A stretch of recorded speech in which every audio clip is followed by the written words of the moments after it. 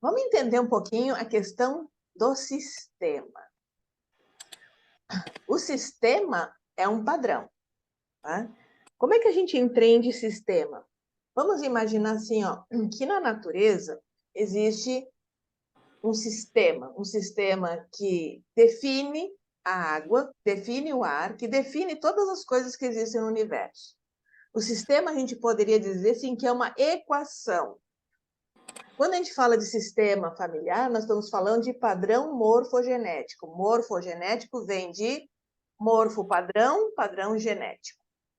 Então, quando a gente fala de sistema, nós estamos falando de padrão. Padrão genético que nós carregamos desde o nosso DNA e também carregamos energeticamente através dos sentimentos que a gente carrega. E é interessante, se a gente fizer uma analogia com os traços de caráter, lá na infância, os nossos traumas infantis vão garantir que esse padrão que eu carrego, ele se cristalize em mim. Então, a nossa infância também, de uma certa maneira, é pré-programada pelo sistema. Por quê? A nossa mãe e nosso pai estão trazendo esse sistema presente, eles vão nos educar de acordo com esse sistema, que vai garantir os nossos traços de caráter de acordo com o sistema, para a gente ser fiel ao sistema e continuar reproduzindo a realidade. Com uma diferença. Todos nós, a cada geração vamos melhorando. A cada geração a gente melhora o pai e a mãe e o sistema. Então, por pior que a gente faça hoje, ainda assim, nós somos melhores que o nosso pai, que a nossa mãe foi, que a nossa avó, que nossos avós foram. Isso é 100% de verdade. Ninguém piora, sempre há uma melhora. Então, é interessante, né, que filhos de mãe narcisistas, por exemplo, elas fixam que não querem ser mães narcisistas. Embora elas se tornem mãe narcisista, porque o modelo copiado foi de uma mãe narcisista, elas ainda serão uma mãe narcisista melhor do que a mãe dela foi com ela. E isso faz parte. Por que existe esse padrão? O padrão é para garantir com que, através desse sofrimento, dessa repetição, esse modelo melhore. A grande vantagem que nós temos hoje, em 2023, que os nossos pais não tiveram, que nossos avós não tiveram, é acesso à informação de como nós podemos mudar esse padrão através de informações e através de comportamentos, através de conhecimento, de que hoje é possível identificar esse padrão e também é possível modificar esse padrão através da consciência. Diferente, por exemplo, algumas pessoas não aceitam isso como uma verdade, né? Então, não aceitam que a gente está repetindo o padrão, não conseguem ver esse sistema se repetindo. Quando não há consciência, não há possibilidade de mudança. A gente só muda através da consciência. Mas só a consciência não é o suficiente. O filme, aquele seriado lá, Uma Nova Mulher, mostra muito bem isso. Não basta saber. Aí eu lembro o Hélio Couto, né, ele fala território não é, mapa não é território. Por quê? O que é mapa? Mapa é, eu sei o diagnóstico. Eu conheço o diagnóstico. Esse é o mapa. Agora, não adianta ter só um diagnóstico e não fazer o tratamento. Se não fizer o tratamento, não vai ter cura. E o tratamento é pegar esse diagnóstico e saber o que eu tenho que fazer daqui para frente.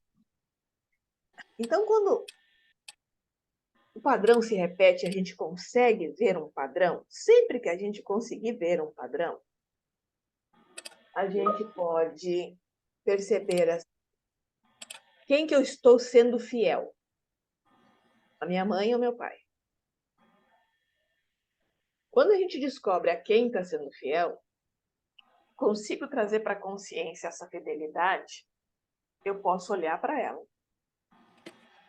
Eu posso identificar ela.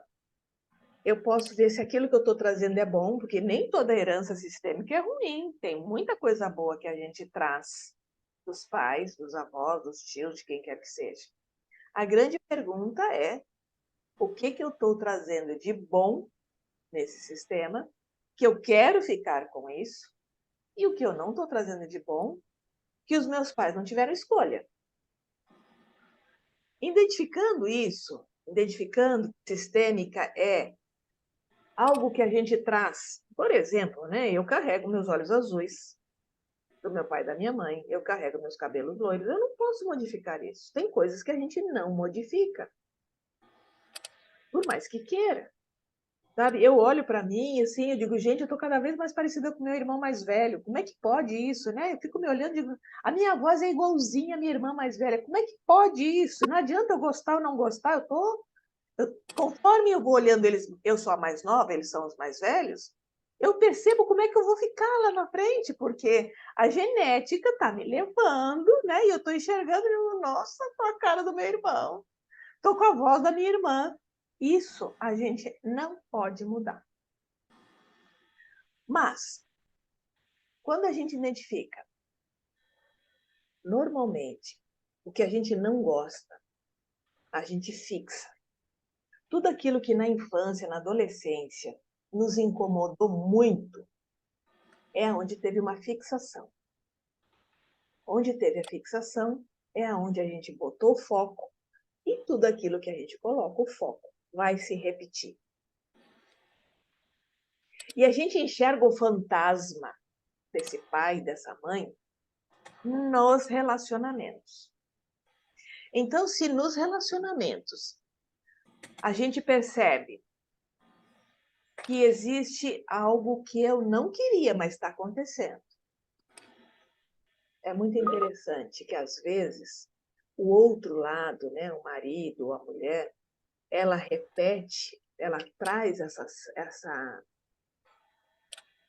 esse sistema presente, e, na verdade, o outro lado apenas está refletindo o teu trauma, não que ele está fazendo igual a sua mãe. Ele não está fazendo nada porque ele nem conheceu sua mãe. Mas você enxerga no outro o padrão da mãe, do pai, né, e vai trazendo. O que é importante enxergar? Que a gente tem o nosso neurônio espelho e a gente vai enxergar no outro o nosso reflexo. Então, se eu quero mudar um padrão, por exemplo, que nem a Daiane colocou, eu quero que o meu marido mude o comportamento dele. E eu tenho que buscar de onde que ele está trazendo esse comportamento, como é que eu estou trazendo para a minha realidade esse comportamento. Eu tenho que buscar quem que era assim. Meu pai, minha mãe, minha avó, meu tio. E se você não encontrar ninguém assim, em termos imediatos, buscar, né, em algum lugar está. Se você não tiver acesso a saber de quem, vai ter que fazer uma constelação para descobrir de onde veio isso. E às vezes não é de uma pessoa específica que a gente traz essa configuração. Às vezes eu crio essa configuração baseada numa experiência vivida que eu não fui autorizada a ter dinheiro, a ter sucesso, a ter uma vida com reserva, a ter uma vida com sobra. Então, se eu não tenho permissão de ter dinheiro, simples. Sempre que o dinheiro começar a sobrar, ele vai desaparecer. E o meio para desaparecer, ele vai surgir. Aí o outro, né, que a gente culpa lá o marido que está gastando dinheiro, na verdade ele está fazendo um favor para garantir a crença de que você não pode ter dinheiro. Então é importante a gente perceber, às vezes a gente olha no outro problema, mas tudo aquilo que nos rodeia está dentro de nós. O problema nunca é o problema. A grande questão é, se o outro está fazendo alguma coisa que está me prejudicando, primeiro, por que eu estou permitindo? Por que eu não estou dizendo não? Por que eu não estou dizendo não aceito isso? Por quê? A grande pergunta é essa. Por que eu estou permitindo? Eu estou sendo fiel a quem? Permitindo que o outro faça isso comigo. Isso é um ponto. Esse seria o começar a entender por que eu permito que isso está acontecendo na minha vida. A tendência é meu marido que gasta. Não. O seu marido gasta porque você permite. Porque, de alguma maneira, você não está dizendo não. Então, nós podemos olhar dentro de nós o que me move a não dizer não, a concordar com isso. Então, buscar dentro de você a quem você está sendo fiel, a que você está sendo fiel e por que precisa ser boazinha. Estou falando aqui para a gente começar a buscar dentro de nós o que move o que está nos cercando. Dentro das leis sistêmicas, existe uma lei que chama a lei do dar e receber. Muitas vezes eu não me sinto merecedora de ter dinheiro, porque se eu tiver dinheiro, eu vou ficar num nível mais elevado que o resto da família. E provavelmente, se eu ficar nesse nível mais elevado da família, eu vou precisar me afastar do resto da família. Então, para nivelar o meu sistema, eu preciso ficar num nível de não ter para continuar próxima da minha família. É muito interessante, às vezes, é uma coisa que a gente precisa fazer escolhas, precisa pontuar, enxergar o que está movendo. Não é uma coisa ou outra coisa. Cada pessoa dentro do seu sistema tem que enxergar o seu sistema como um todo e ver o que está por trás disso. Por exemplo, se você tem mais para dar para a sua família do que ela pode te retribuir, existe uma grande possibilidade de romper relacionamento, de não conseguir estabelecer relacionamentos. Porque você está dando para essa família algo que eles não podem retribuir a você. Então, há uma ruptura. E você que está lá cheia de boa vontade, você está lá querendo ajudar, mas você não pode. Porque você está quebrando a lei da hierarquia do dar e receber na mesma proporção. E muitas vezes, como você não quer ficar longe dessa família, você não quer quebrar essa relação, inconscientemente eu não posso ter mais do que eles, senão eu vou cortar a relação com eles. Isso é automático. Por isso que a famosa favela, né, que diz assim, eu saio da favela, mas a favela não sai de mim. É porque eu preciso manter o sistema, eu preciso estar em equilíbrio com o sistema. Então você sobe e desce, sobe e desce. Consegue um pouquinho, recua de novo. Normalmente, isso está atrelado a eu não posso ter mais do que a minha família tem, porque eles não podem retribuir o que eu tenho. Aí você começa a ter dinheiro, aparece no churrasco da família com filé mignon, com salmão, já vai ter incômodo, porque você está dando mais do que eles podem retribuir nesse churrasco. Eles vão chegar lá, sabe, com uma costela, eles vão chegar lá com frango, e você está chegando com algo que eles não podem retribuir. Já começa a criar uma diferenciação. E, às vezes, só isso basta para você. Se você tem uma dependência emocional, você vai andar para trás para não ter, para ficar no mesmo nível da família.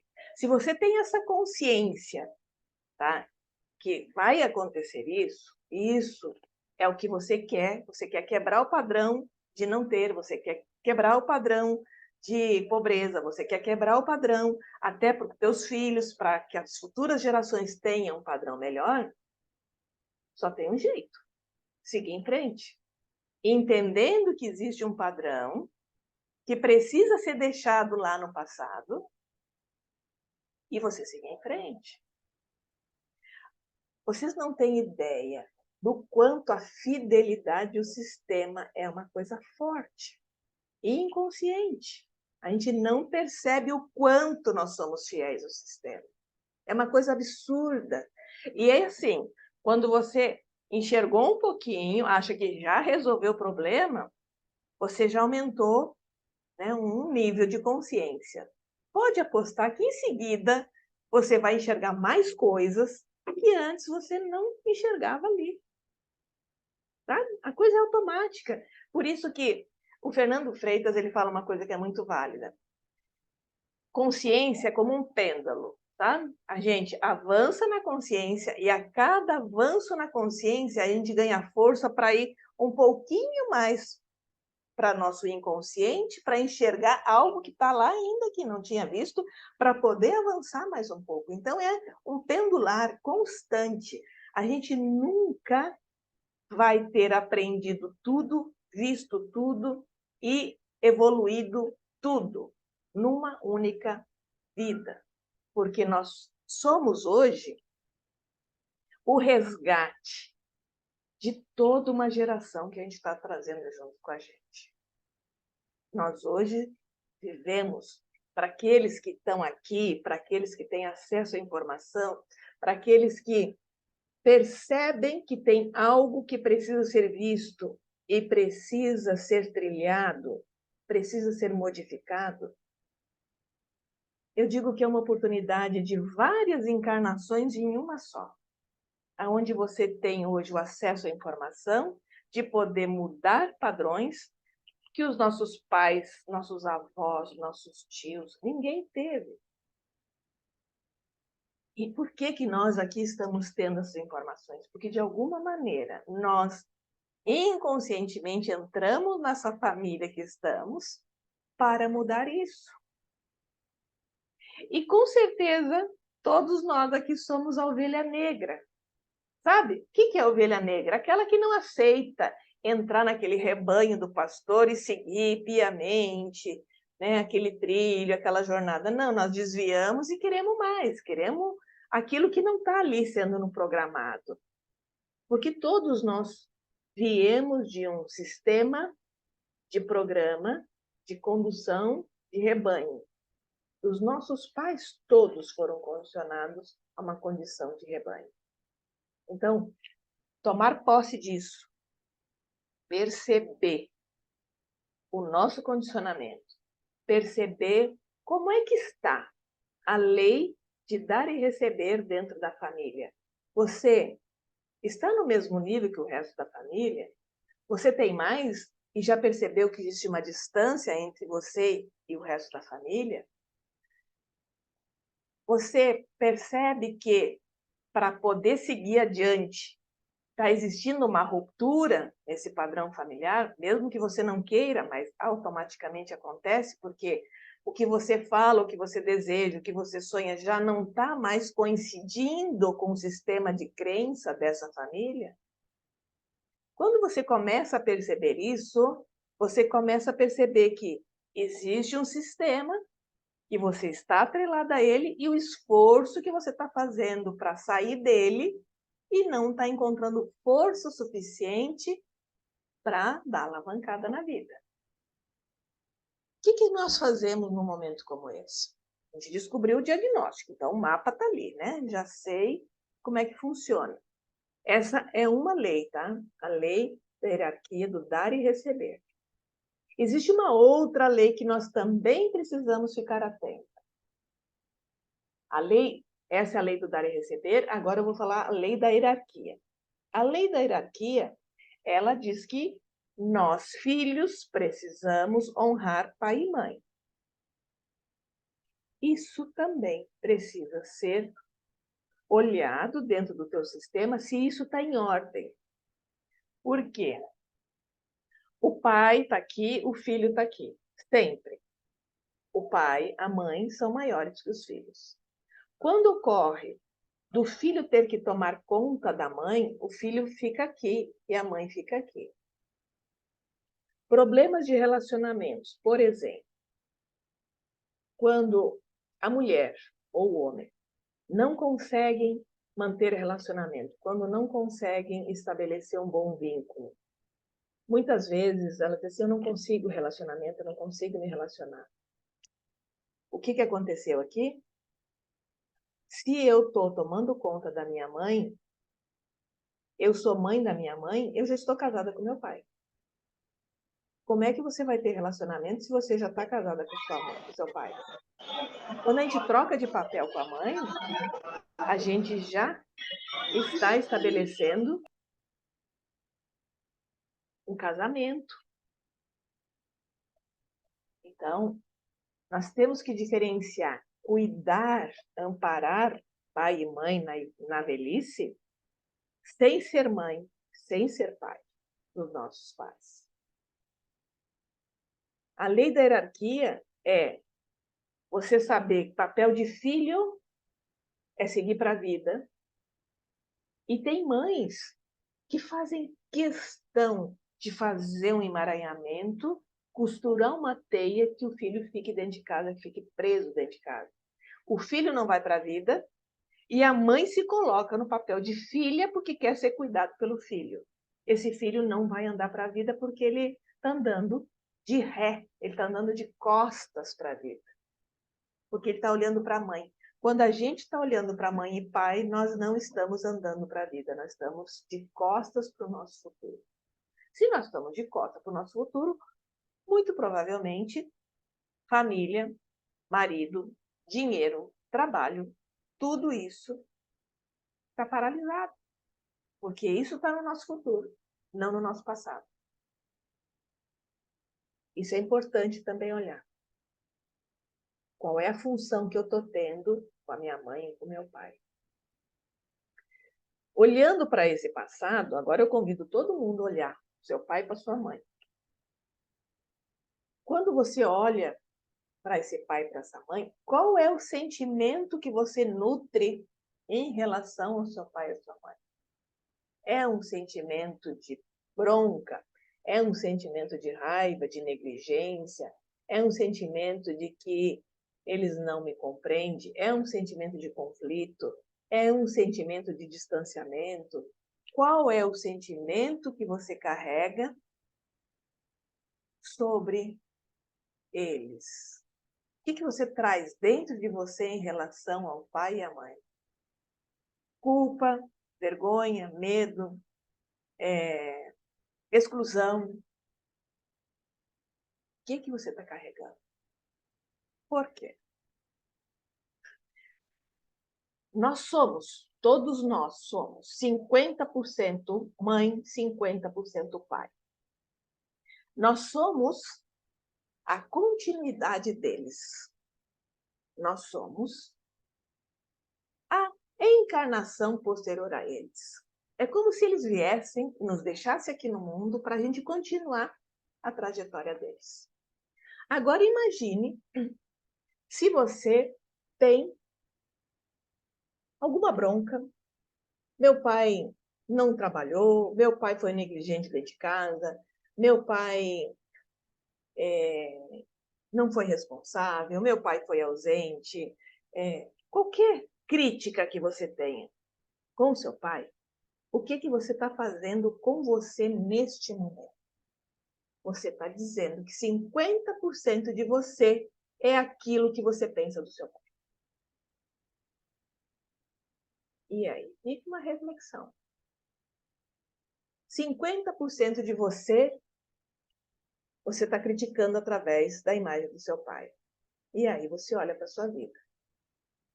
50% que você pensa da sua mãe. Como é que você vê a sua mãe? É o outro 50% que você está se mostrando. O sentimento que nós nutrimos pela nossa mãe, pelo nosso pai. E esse sentimento é do adulto e é da nossa criança também. Não basta eu hoje ter vamos dizer, o raciocínio e dizer assim, não, meu pai teve dificuldade, mas ele fez o melhor. Hoje eu posso pensar isso. Mas ao mesmo tempo que eu penso isso, eu tenho que levar o entendimento para minha criança. A minha criança precisa entender também que o sentimento que ela teve em relação ao pai foi verdadeiro. O sentimento que ela teve em relação à mãe foi verdadeiro. E validar esse sentimento. Porque a nossa criança, ela não tem a maturidade que nós temos hoje para entender o que aconteceu. Nós adultos podemos fazer essa leitura. Mas, ao mesmo tempo, se a gente faz essa leitura somente no modo adulto e não valida a nossa criança interior, fica um conflito. Um conflito entre eu entendo tudo o que aconteceu, mas eu continuo com raiva dele. E aí? Como é que eu lido com isso? A grande questão é que vamos separar o adulto da criança e vamos primeiro pegar a nossa criança e validar essa raiva que ela teve ou essa negligência que foi vivenciada e validar isso na nossa criança.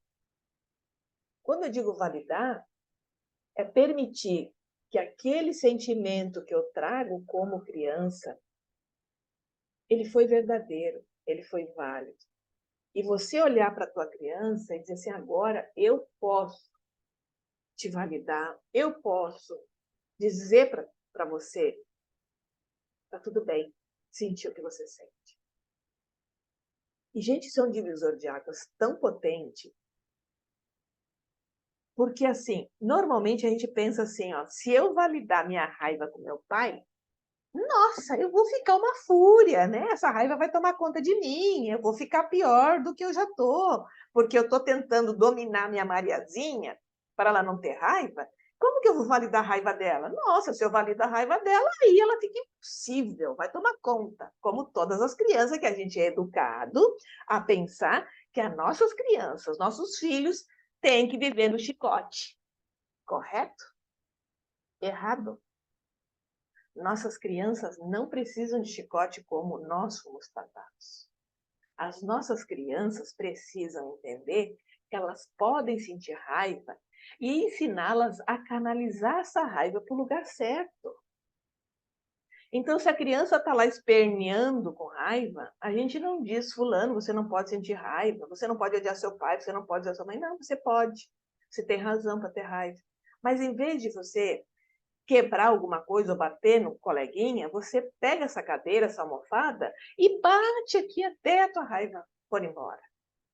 Ensina a criança a aprender a processar essa raiva naturalmente, não como uma condenação. Mas sim, ela pode sentir e ela pode descarregar e está tudo bem. Não foi isso que aconteceu com nós. Toda a nossa geração aprendeu a não pode ter ódio, afinal de contas, você tem que respeitar o seu pai, você não pode responder para o seu pai, você tem que obedecer a sua mãe, e você só diz sim, senhor, sim, senhora, e assim era a nossa educação. E ainda eu ouvia, né? Faço o que eu digo, mas não faço o que eu faço. E aí, você diz assim, opa, cadê o exemplo aqui? Sabe? Porque o exemplo não tem, mas tem que falar, tem que fazer o que se diz, não o que se faz. Acolher a nossa criança dentro da nossa raiva é o mesmo que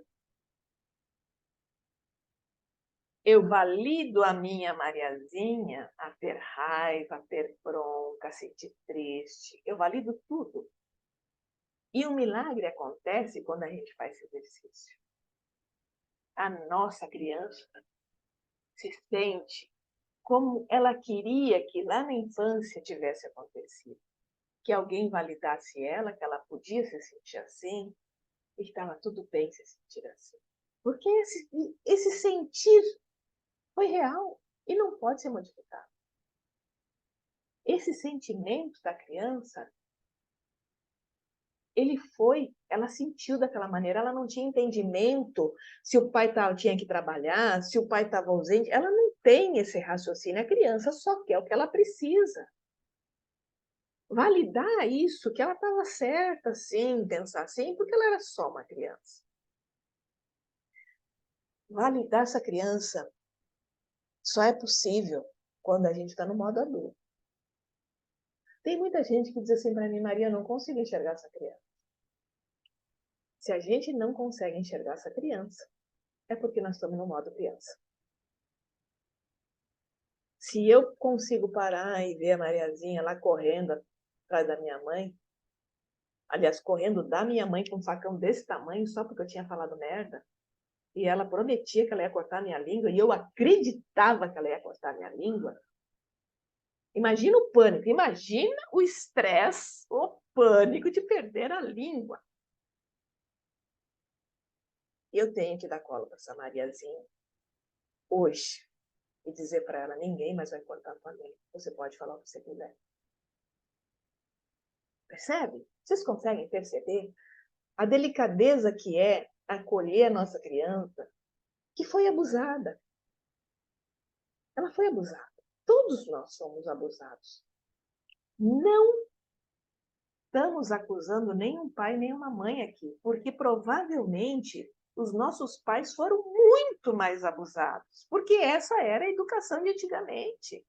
Antigamente se usava a palmatória dizendo que estava se educando um filho com uma palmatória, botando os filhos de joelho no milho, dizendo que isso era educação.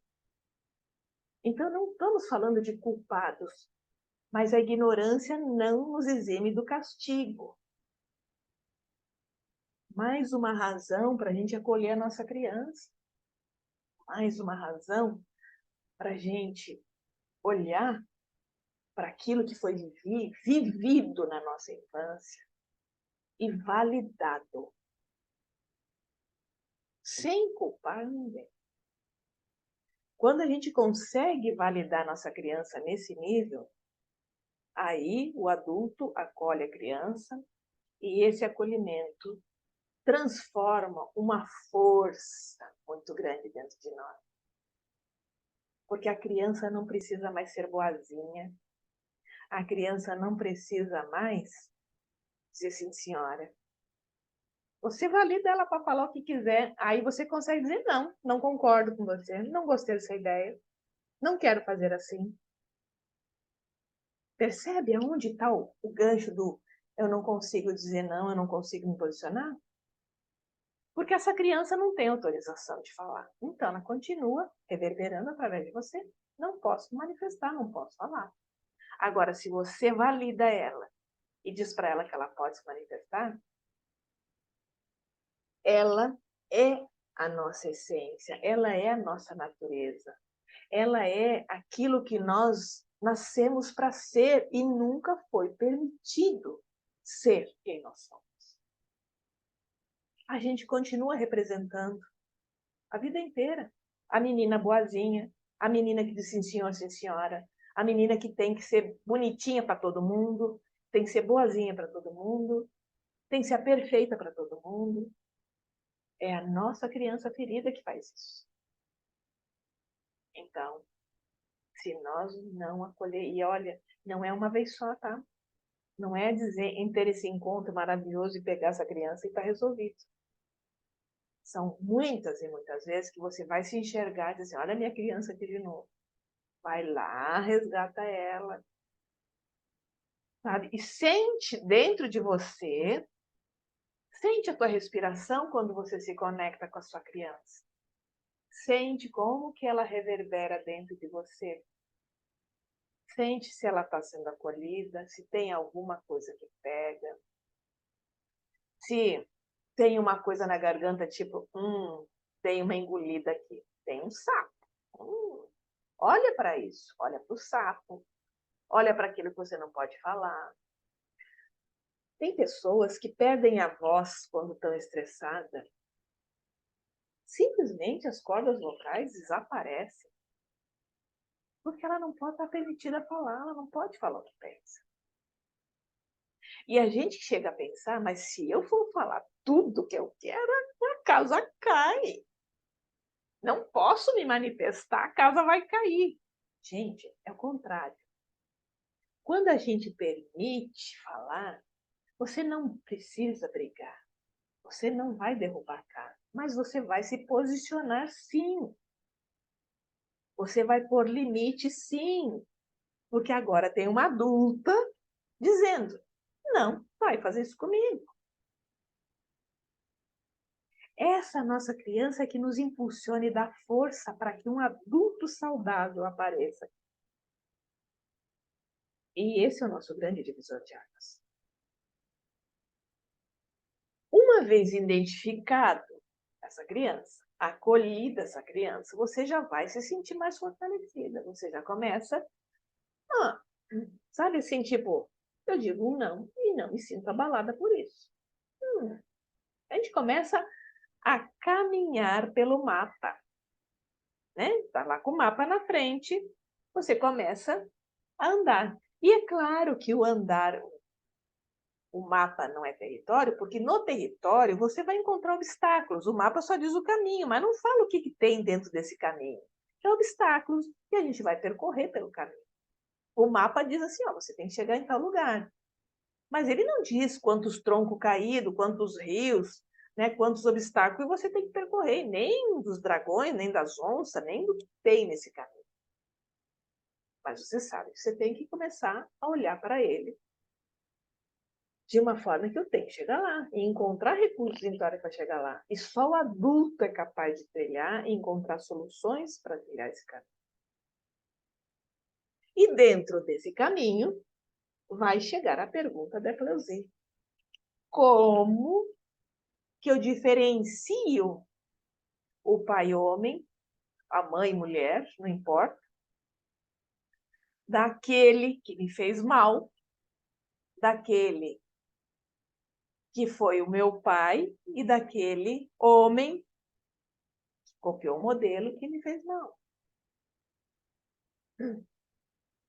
A equação para se chegar nesse ponto é a seguinte. Primeiro, o pai, ele tem uma função. O pai tem a função de proteger, nutrir e te trazer a uma vida adulta e sobreviver a ela, porque é a continuidade da vida.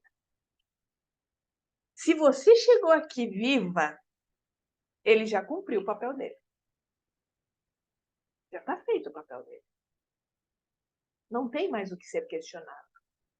Se nós estamos aqui hoje, todos nós, vivos, sobreviventes, de alguma forma estamos caminhando pela vida, é sinal que o nosso pai já cumpriu o papel dele. A nossa mãe já cumpriu o papel dela. Aquilo que a gente recebeu de ruim na nossa infância, ou de negligente, ou de ausência, não importa, ele só cumpriu o sistema dele. Ele foi fiel ao sistema dele. Se você olha para trás, mentalmente, teu pai te trouxe até aqui. De alguma forma, seu pai, sua mãe, teu sistema fez você sobreviver, te deu condições para você chegar aqui. Se faltou, se teve trauma, se teve prejuízo, ainda assim você está aqui. Então, olha para esse pai que te gerou. Olha para esse casal, pai e mãe, que de alguma maneira eles se uniram e por uma grata decisão que os dois juntos tiveram, te geraram. Olha a mágica da vida acontecendo. O pai e a mãe se juntaram, decidiram ficar juntos e me geraram.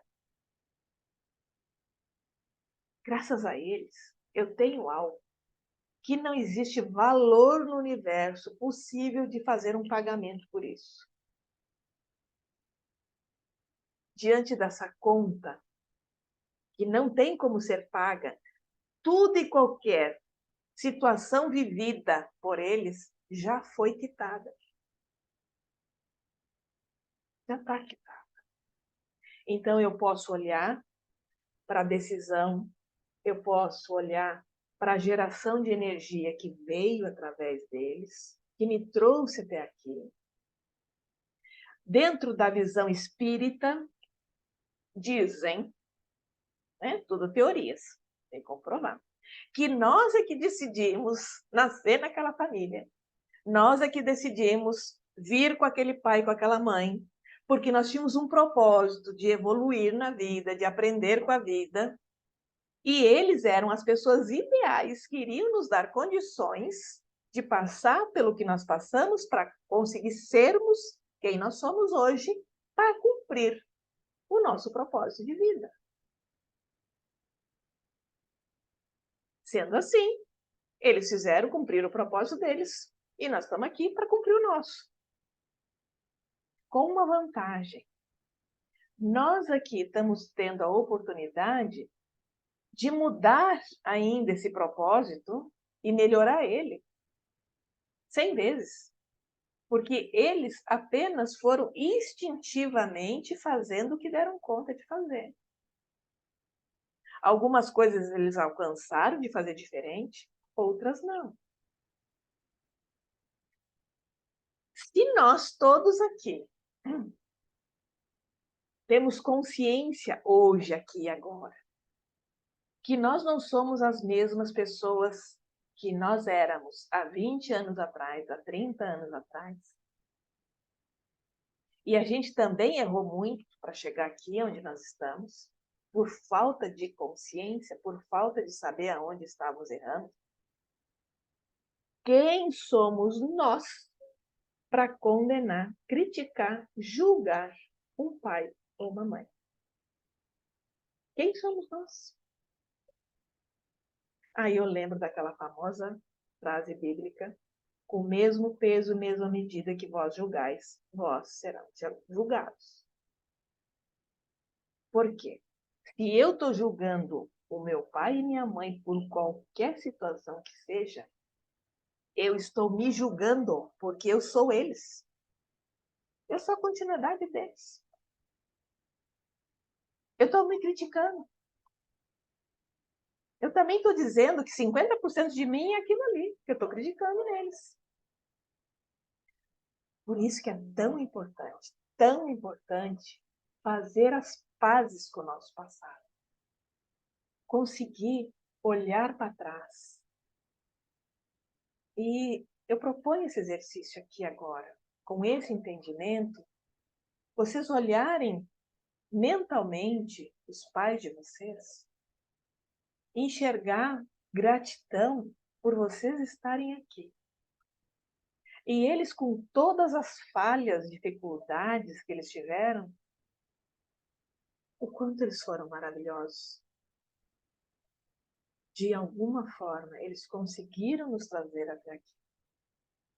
São e salvos. E ainda com uma possibilidade de poder mudar muita coisa. Se vocês conseguem visualmente enxergar esse pai e essa mãe como pioneiros, como guerreiros, como aquelas pessoas que, através de tantas intempéries, de tantas dificuldades, porque se a gente acha hoje alguma coisa difícil, vamos deixar o difícil com eles. Eles tiveram dificuldades. Eles não tinham acesso às informações que nós temos hoje. Eles não sabiam. A informação era para pouquíssimas pessoas. E as pouquíssimas pessoas que tinham informação no passado, elas manipulavam os demais. Elas manipulavam essas informações para dominar as massas.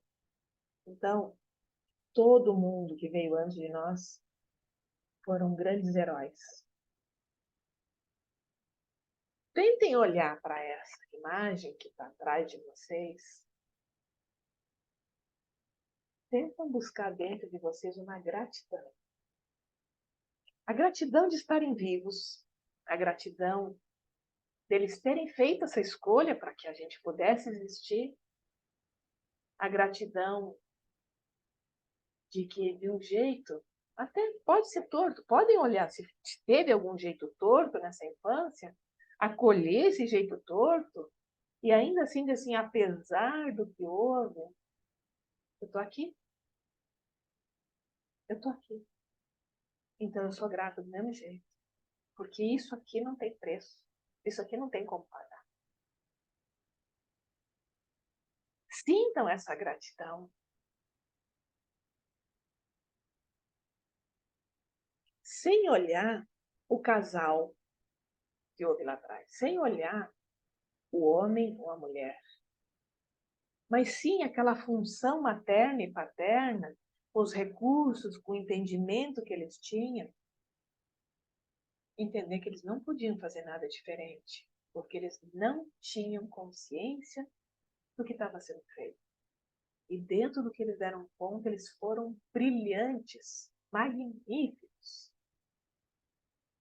Sente essa vibração de gratidão dentro de vocês e nesse momento visualizem, tendo essa sensação de gratidão, o que vocês sentem que vocês estão recebendo neste momento deles. Entrem em contato com isso. E sintam como é que é receber essa vibração de transmitir. Obrigada, Pai. Obrigada, Mãe. E de um jeito ou de outro, vocês conseguiram me trazer agora. De um jeito ou de outro, eu consegui dar continuidade nessa família. De um jeito ou de outro, eu estou conseguindo quebrar essa ausência de consciência, estou conseguindo ter mais luz, estou conseguindo quebrar padrão, estou conseguindo me reinventar de uma forma diferente. E esse reinventar de uma forma diferente, perceber que você também está emanando consciência para eles, porque você é a continuidade dele. Quando a gente muda, o mundo muda. Quando a gente adquire consciência, o mundo adquire consciência. Nós estamos conectados com as nossas gerações passadas, nós estamos conectados com as nossas gerações futuras, nós estamos conectados com o universo. Quando a gente consegue expandir a nossa consciência feminina dentro do mundo feminino, das mulheres, imagine quantas mulheres nós estamos reverberando e atingindo também. Tudo aquilo que a gente tem um insight de consciência, você vai perceber que você vai falar com uma amiga, com outra, e você percebe que existe uma mudança no universo. Você consegue perceber que tem mais alguém absorvendo essa mudança. Essa é a fórmula que nós podemos mudar o mundo. Por isso que a constelação é um ato de amor. Não há possibilidade de uma constelação ser efetiva, de uma constelação provocar mudanças na nossa vida, se nós não tivermos a compaixão, o amor necessário para entender e resignificar o que houve, deixando com eles o que era deles, e ao mesmo tempo podendo criar uma diferenciação no que nós vamos fazer daqui para frente, só que só consciência não basta. Uma vez que eu sei que eu estou copiando o modelo do meu pai ou da minha mãe, eu tenho que enxergar isso antes de tomar um caminho e percorrer um novo caminho. Isso dá trabalho. Isso dá trabalho porque sai do teu sistema automático, né? O nosso cérebro cria um caminho de rota de fuga fácil. Quando a gente muda o hábito, a gente tem que criar uma nova rota. Até que essa nova rota vire um novo hábito, dá trabalho. Mas depois que vira um novo hábito, ele se torna automático. Eu dou um exemplo, por exemplo, eu nunca tinha tomado café sem açúcar, hoje eu não consigo tomar café com açúcar, porque eu criei um novo hábito de tomar café. É a mesma coisa do exemplo quando a gente aprende a dirigir. Quando a gente aprende a dirigir, parece que é impossível você dar conta de tudo que você tem que prestar atenção para poder dirigir. E depois que você aprende, virou um hábito, você não presta atenção em mais nada e segue a vida. Quem aprende a dirigir mal com um mau professor vai dirigir mal pro resto da vida, porque ele aprendeu de uma forma errada e ele vai repetir os erros da forma que ele aprendeu. Para corrigir, ele tem que parar, olhar para aquilo que ele está fazendo para modificar um novo hábito. Quando a gente sai de um carro manual para um carro automático, a tendência de você querer enfiar o pé na embreagem automática, até o teu cérebro entender que não precisa mais, ele para de colocar o pé na embreagem. Então, esses exemplos é para ver como que funciona a nossa mudança. Ela não necessariamente é ruim, é só um novo hábito que estamos adquirindo. Quando a gente muda o pensamento, muda o hábito, cria-se um novo padrão. Sistêmica, campo morfogenético, no momento que a gente muda o padrão, ele modifica. Aquilo que estava antes ali já não vai estar mais, porque você está criando uma nova configuração. Com isso, veja bem, nós estamos falando só de processos internos, mas são esses processos internos que vão fazer que o externo mude. Então, você vai perceber que você consegue se posicionar, você vai perceber que você consegue mudar algo que estava se repetindo, e vai ser natural, automático. Sabe? E você vai dizer assim, nossa, eu nunca consegui fazer isso, mas agora eu consegui. E eu não estou nem sentindo medo, não sinto mais. Interessante. Agora eu consigo fazer, tomar essa atitude, antes eu não conseguia. Por quê? Porque você se autorizou a fazer. E não ser fiel a um sistema. Sempre que a gente se vê repetindo, a repetição vem de infância. A repetição, os traços de caráter dizem isso. Você criou um padrão de obediência ao sistema. Nós fomos educados a obedecer o sistema.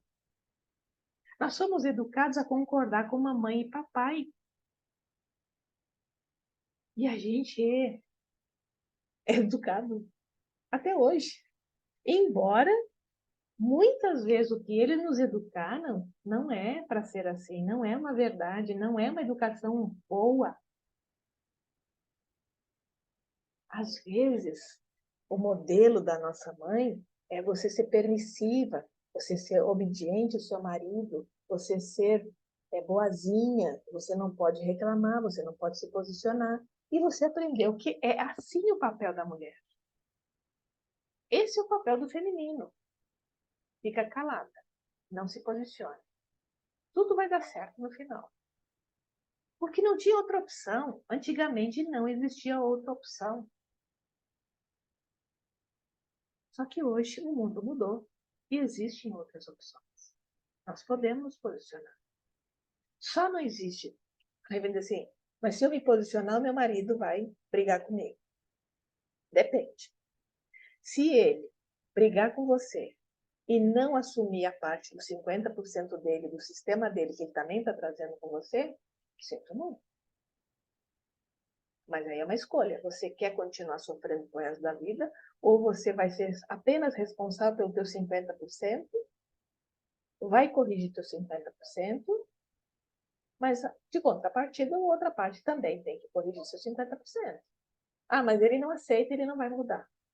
Aí a decisão é: eu aceito isso ou eu não aceito isso? Se eu aceito, eu estou cumprindo o papel da minha mãe. Eu continuo sendo fiel ao meu antepassado. Se eu tomo um novo caminho, muito provavelmente tem duas opções. Muda toda a tua trajetória para um novo padrão de relacionamento, ou, infelizmente, vai ter separação. Porque o teu olhar, a tua energia, não está mais de acordo com aquele padrão. Se existe amor em ambas as partes, com certeza o padrão muda, melhora e a família toda sai ganhando. Se não existe amor, ame a si mesmo. Foque no amor próprio. Aquele único que nunca vai falhar com você, aquele único que nunca vai te trair. Muito bem, meninas. Agora eu abro a perguntas. O que ficou de dúvida dentro daquilo que foi falado? E o que vocês não entenderam e gostariam de mais explicações. Dentro das questões de vocês, dentro daquilo que vocês, de alguma forma, conversou com vocês.